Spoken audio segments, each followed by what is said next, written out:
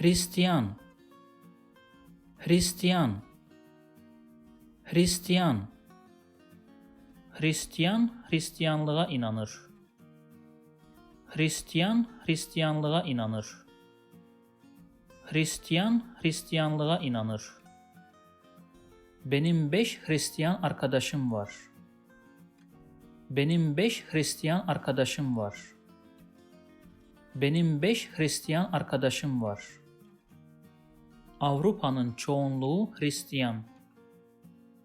Avrupa'nın çoğunluğu Hristiyan. Avrupa'nın çoğunluğu Hristiyan.